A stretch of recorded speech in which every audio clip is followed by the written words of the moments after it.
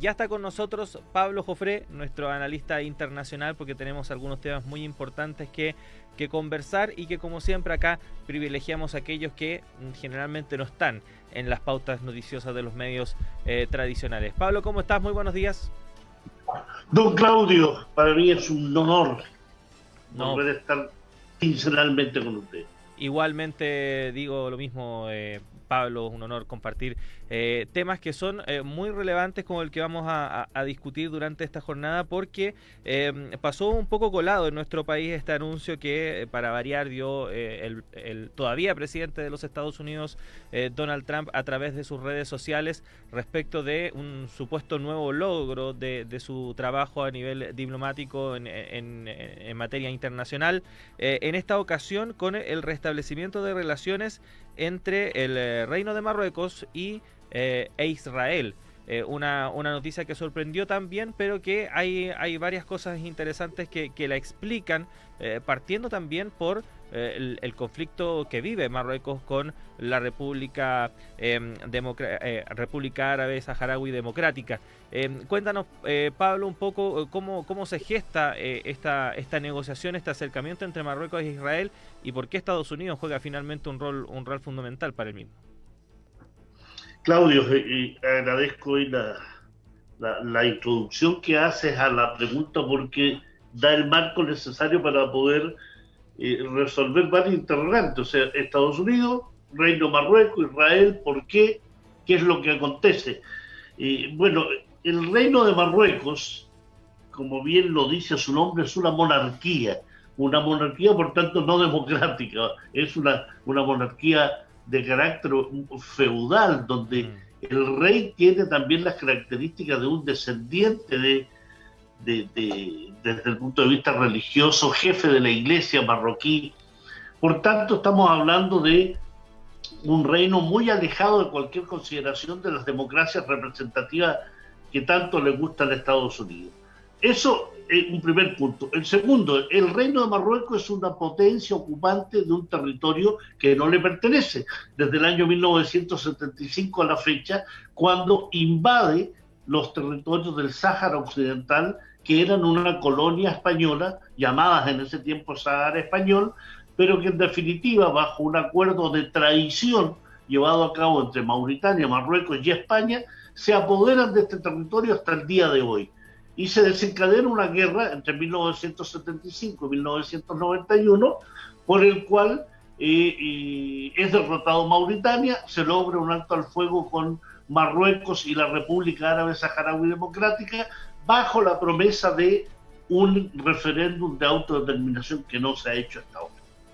Eso es el primer marco de acción. El segundo es que Marruecos es un país de mayoría musulmana, es un país considerado dentro de los países árabes, aunque dentro de su población tenga distintas etnias, bereber, por ejemplo, pero estamos hablando de un país dentro de la comunidad árabe, dentro de la Liga Árabe, y como tal, con determinaciones respecto a la entidad israelí de no reconocimiento desde el año 1948 a la fecha, en virtud de la ocupación del territorio palestino.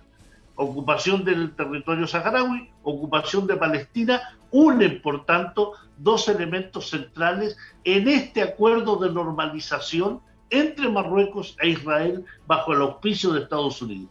Es decir, Marruecos normaliza sus relaciones con la entidad israelí bajo la promesa que Estados Unidos reconoce la soberanía de Marruecos sobre el territorio del Sáhara Occidental. Y al mismo tiempo bien sabemos cómo Estados Unidos, no solo con Trump, sino que con todos los presidentes norteamericanos, tiene una postura de aval y de complicidad con el régimen israelí. Ese es el marco general en el cual se mueve este proceso de normalización, que tiene otra característica: es hecho con monarquías, con gobiernos dictatoriales. Emiratos Árabes Unidos, Bahrein, Marruecos ahora, Sudán, que tiene un consejo provisional y viene saliendo de un gobierno militar, es decir, gobiernos sujetos primero a la discrecionalidad, el chantaje y el señorío de Estados Unidos al respecto. Recuerda tú, Claudio, que para que Sudán pudiese salir de un listado de estados considerados terroristas o patrocinadores del terrorismo, Estados Unidos le exigió que normalizara relaciones con Israel. En este caso, con Marruecos, exactamente un proceso de chantaje similar. Señor, un chantaje positivo para Marruecos, por supuesto. Es decir, usted reconoce a Israel, usted normaliza relaciones con Israel y yo reconozco la soberanía que usted tiene sobre el Sáhara Occidental e invito al resto de las monarquías que ya normalizaron relaciones con Israel a que establezcan embajadas y consulados en los territorios ocupados del Sáhara Occidental. Que dicho sea de paso, toda esa amalgama de elementos viola la legislación internacional. El cuarto convenio de Ginebra, la Carta de las Naciones Unidas, es decir, Estados Unidos patrocina la violación del derecho internacional, la violación de los derechos humanos del pueblo saharaui y palestino e impulsa que otros países violen esos derechos. Sí, precisamente por eso a lo mejor también en Estados Unidos sorprendió tanto este anuncio de Donald Trump, que incluso por algunos ex cercanos, porque sabemos que al final terminaron bastante peleados como Bolton, han criticado este anuncio al considerarlo que en realidad Estados Unidos no beneficia en nada y que solamente genera perjuicios, pero al parecer este interés de Donald Trump por dar una visión hacia afuera de estadista o de generador de estos acuerdos o encuentros pesó más que finalmente lo que podría convenir incluso al propio Estados Unidos. Sí, pero con un matiz, Claudio. No es que no le convenga a Estados Unidos. Es decir, John Bolton habla y sangra por la herida. Recuerda tú, y bien lo dices, terminó enemistado con su jefe. Pero aquí hay un tema muy estratégico desde el punto de vista de la geopolítica internacional. Estados Unidos no da puntada sin hilo. Y en esta situación tiene varios elementos a favor de esta política hegemónica de Estados Unidos. Uno, enemista a los países europeos, Francia y España, porque Marruecos, recordemos, es una ex colonia francesa, el Sáhara Occidental, ex colonia española, con involucramiento de ambos países en el desarrollo de los acontecimientos, ambos indudablemente sin resolver nada del Sáhara Occidental, pero con perspectivas económicas en la zona. Francia es una potencia que aún tiene injerencia en la zona. Fue metrópoli de Marruecos, fue metrópoli de Argelia, de Mauritania, de varios países del Magreb y del Sahel africano, donde hay perspectivas de grandes yacimientos de petróleo y gas, donde hay presencia militar francesa, donde además la República Popular China ha tenido en los últimos años una irrupción muy grande y poderosa desde el punto de vista económico y de inversiones, y al mismo tiempo hay una generación de tensiones y divisiones entre Marruecos y Argelia, que son los dos grandes rivales del norte africano. Y Estados Unidos en ese plano lo que ha hecho es firmar acuerdos, primero de cooperación, que son acuerdos más bien de venta de armas, de la irrupción de industria norteamericana en la zona. Después de la firma de la normalización entre Marruecos e Israel, vino una venta de 1.200 millones de dólares en armas. Marruecos es el principal comprador de armas de Estados Unidos en el Magreb, con el 90% de todas las armas que se compran en la zona. La zona del Sáhara Occidental, que está ocupada por Marruecos, es rico en fosfato, donde 3/4 del fosfato es comprado por Noruega, Australia y Estados Unidos. Están los caladeros pesqueros del Atlántico, donde las flotas pesqueras europeas suelen pescar, pero si va a haber influencia de Estados Unidos en la zona, indudablemente eso puede cambiar en materia de permisos, en materia de acuerdos de cooperación y en acuerdos que son violatorios del derecho internacional, pero que le interesa a Europa mantener. Es decir, Estados Unidos lo que quiere es tener una presencia activa en el norte africano que no la tenía, no la tiene en Libia, no la tiene en Egipto, no la tiene en Túnez, ni en Argelia, ni en Marruecos, y hoy tiene esa posibilidad cierta de manejar elementos de política internacional en una zona que es considerada estratégica no solo desde el punto de vista de los cientos de miles de migrantes que van hacia el territorio europeo, sino que es tránsito también desde el Mediterráneo hacia el Atlántico, es también tránsito desde el Mediterráneo hacia el sur del continente africano. Hay muchos elementos en disputa que explican esta postura de Estados Unidos, además de favorecer accionismo, lógicamente. Y algo que confirma también algo que lamentablemente ocurre en África, y es que si bien el colonialismo en términos formales se acabó, supuestamente en lo práctico hasta el día de hoy se mantiene. Por eso hablamos de las grandes potencias y cómo finalmente tienen su injerencia en la zona. Ahora, Pablo, esto al interior de Marruecos ha generado rechazo. Hemos visto ya manifestaciones incluso de islamistas en ese país que se han mostrado en contra de restablecer las relaciones con Israel. ¿Cómo puedes proyectar esta situación a futuro, considerando que genera muchos anticuerpos también este acuerdo tripartito que se dio finalmente entre estos tres países? Efectivamente, la sociedad, más allá de los islamistas, que son partidos poderosos dentro de Marruecos, la sociedad marroquí es una sociedad abiertamente pro-palestina. Usted como buen periodista y que le gusta el deporte, sé que no le gusta mucho el fútbol, pero sé que le gustan otros deportes, pero recordará que dentro del circuito de noticias internacionales salió visiblemente emocionante desde el punto de vista de lo que representaba, cómo el equipo Raja de Casablanca y otros equipos marroquíes en general tienen una postura en los partidos de la competencia nacional e internacional de apoyo muy grande respecto al pueblo palestino, con banderas, con cánticos que bien sabe usted son prohibidas dentro de la FIFA. Pero indudablemente esto es una muestra de cómo cuando un equipo palestino visita Marruecos, cuando se genera una situación, hay una tendencia social de apoyo a la causa del pueblo palestino. No solo en el deporte, en la política. Marruecos en general era un país que, producto de las presiones internas de su sociedad, de sus partidos políticos, era profundamente pro-palestino. Aquí lo que se ve es que esta monarquía, alejada de las consideraciones sociales y de apoyo social, como todas las monarquías, solo velan indudablemente por su poder y su riqueza, tanto como en los Emiratos Árabes Unidos y Bahrein, simplemente realizan aquello que les permite mantenerse en el poder. Y Marruecos tiene serias disputas internas con un rey que está fuertemente cuestionado incluso por consideraciones particulares de su vida personal, de sus inclinaciones, de todo lo que significa una vida cuestionada al interior de una moral muy distinta al resto de otros países. Y en ese plano, indudablemente esta medida, tendiente más bien a mantener una monarquía, darle algo de oxígeno dentro de un concierto internacional de mucha desestabilización, lo que muestra es un alejamiento de su sociedad.